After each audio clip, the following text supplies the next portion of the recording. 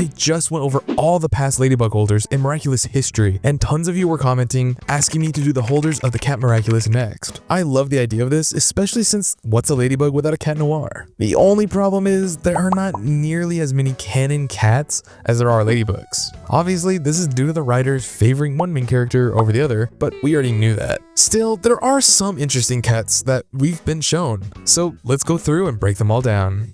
The very first holder of the Cat Miraculous was Hey Mao, a Chinese holder the same as Piao Chong, the first ladybug holder. They likely knew each other as they are both referenced in the grimoire and are shown to be living during the Jia dynasty. Hey Mao had dark black hair. He wore a thin black mask over his eyes and a black cat hat on his head. His outfit was a black tunic and trousers that ended shortly below his knees. This was layered with gray armored plates over his right shoulder and upper arm. Also, he wore a black cloth over his lower legs, black shoes, and a long black sash, like a cat's tail that came off his back. He also wielded a staff similar to the modern Cat Noir, but we are unsure if it was able to extend in the same way. It's crazy how awesome some designs in the show can be. This was shown in season 1, and it looks amazing for only being featured on paper. I'm especially surprised that Hey Mao looks so impressive since I know what dog poop designs end up appearing shortly after in season 2. The heroes' outfits are very hit or miss. Also, it's pretty likely that Hey Mao had a water form since Piao Chong's was shown in the grimoire. Unfortunately, we don't get to see what it looked like since they only showed the one ancient water form, but I bet it looked awesome.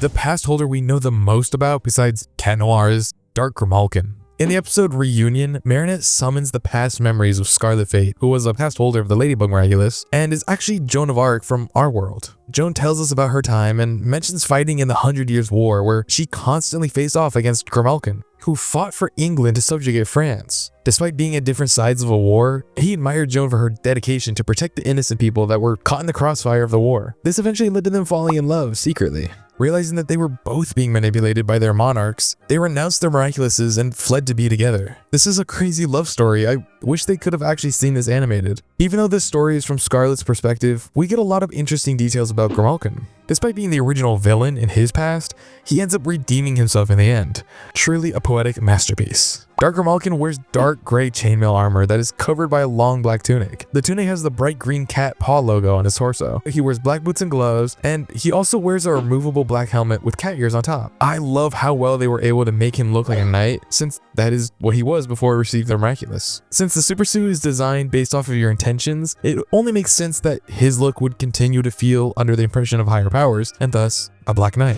This next character is an interesting one. He's not really a character though. We see an image of another Black Cat Knight from around the same time as Dark Grimalkin. We know this because the type of armor being worn is the same type that was most common during the 100 Years' War. Also, we know that he's connected to the Order of the Guardians because he has their crest on his chest plate. My original theory was that this was Dark Grimalkin when he was detransformed or before he received his Cat Miraculous. But we know that the Guardians gave Joan the Ladybug Miraculous, so it wouldn't make sense for them to have also given the cat power to the opposing side. I thought about it, and here's the best theory I came up with. This is in fact Grimalkin, but only after he renounced his Miraculous. I'm thinking that the Cat Miraculous was not in the possession of the Guardians at the time, and it wasn't until the two of them fled that they were able to retrieve it. So maybe we do know what happened to Grim and Scarlet after their stories ended. They joined up with the Guardians of the Miraculouses, and he even got a custom set of dark armor. There wasn't much creative liberty taken with his design here. He looks pretty basic compared to Dark Grimalkin's design, but compared to a regular knight, I think he looks pretty cool.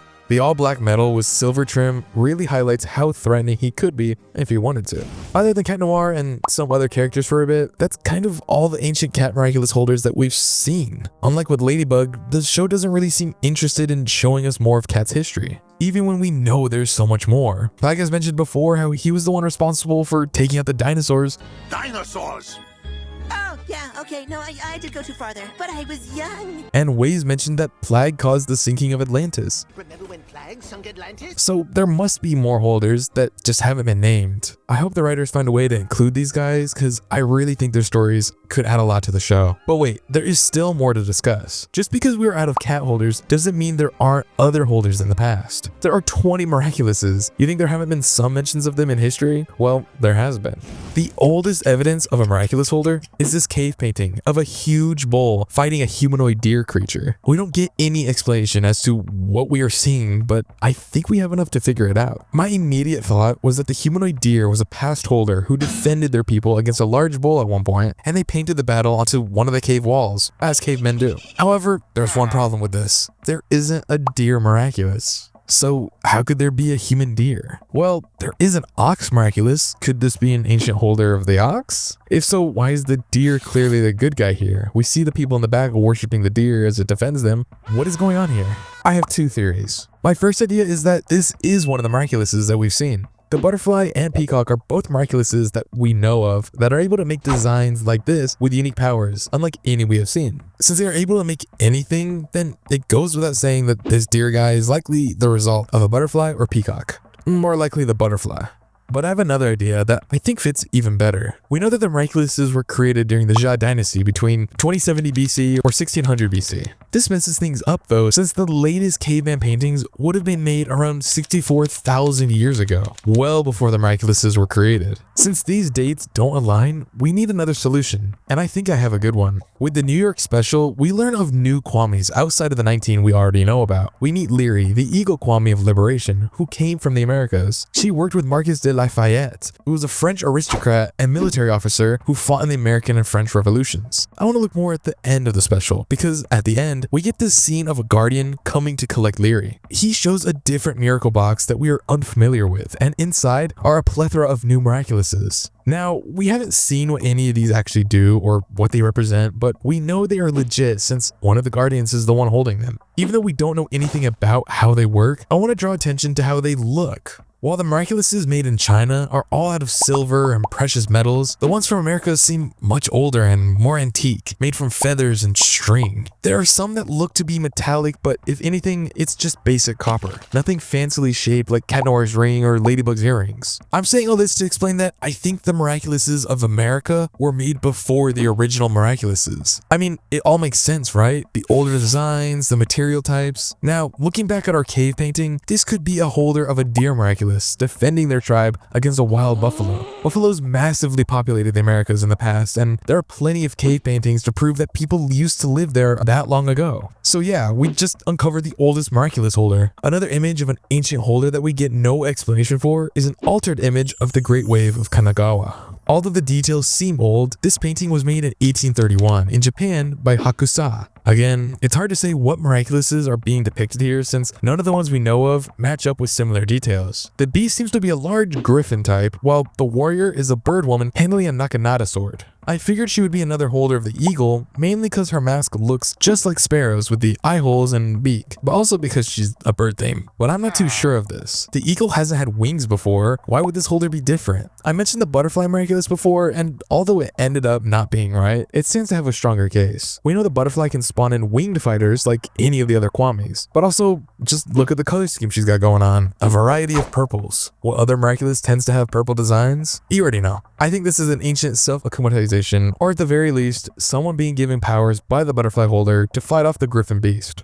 A little mini theory, what if this monster is actually a sentient monster? I won't dive into that, but it is a possibility. Alia actually theorized that Hercules was a miraculous holder. Now, as far as we know of, there isn't a canon lion miraculous. There is Mei Shi, the guardian of the prodigious from the Shanghai special, but he isn't technically a Kwami. Many suggest that a new character will be introduced known as Lady Lion in an upcoming Dakar special. Unless this turns out to be true or they randomly add a new miraculous, there is no lion holder thus far. But what about Hercules? Well, we know there are holders around that time since there was a ladybug holder that Hercules actually would have known. I go over this more in depth in the past ladybug holders video. You should go check that out if you want to know more about her and other ladybugs. But the story of Hercules actually lines up well if we consider him to be a holder. The legend of Hercules is complicated. I'll try to summarize it the best I can. Hercules was born the son of Zeus and the mortal Alcmene. Hera, the Olympian queen, was jealous of Zeus's infidelity and ended up hating Hercules. Later, she would put him into a madness, which caused him to accidentally kill his own family. As punishment for his manslaughtering, even though it wasn't really his fault, he was forced to complete the famous 12 labors. Not all the labors are important to us, but I do want to draw attention to 2 of them. During one of these labors, Hercules slew the Nemean lion. This lion was a big deal. So Hercules isn't necessarily a lion-themed hero, he just wears the lion that he killed as more of a trophy. But I think Hercules still was a holder since he is known for having great strength and durability.